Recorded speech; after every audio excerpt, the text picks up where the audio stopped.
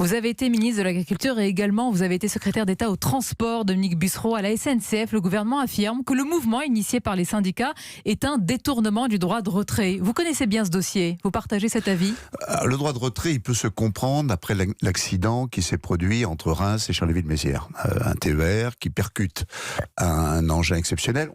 Faut dire, se poser la question que personne n'a posée. Que faisait cette convoi exceptionnelle sur un passage à niveau? En général, on les fait passer sur des ponts, des passages supérieurs accident ou qui inférieurs. a eu lieu mercredi. Voilà. Bon, donc que là, il y ait un droit de retrait, ça se comprend. Le conducteur était très courageux, il a pris des mesures de sécurité, il était lui-même blessé, il s'est occupé de ses voyageurs. Chapeau.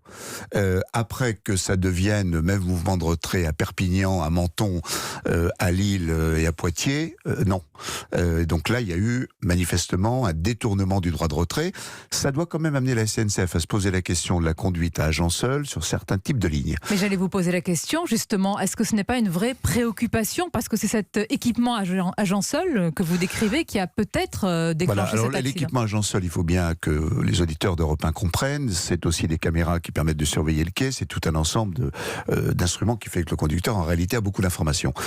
Ça peut se comprendre en Île-de-France, où les gares sont distantes de quelques centaines de mètres, de quelques kilomètres. Sur une ligne TER avec de longues distances entre les gares, de longues intergares, peut-être faut-il revenir dans certains cas. Donc il y a un problème de sécurité. Oui, parce que si vous voulez, le contrôleur du train, il n'est pas simplement là pour vérifier les titres de transport, ce qui est d'abord important, parce que la fraude à la SNCF est gigantesque, comme à la RATP.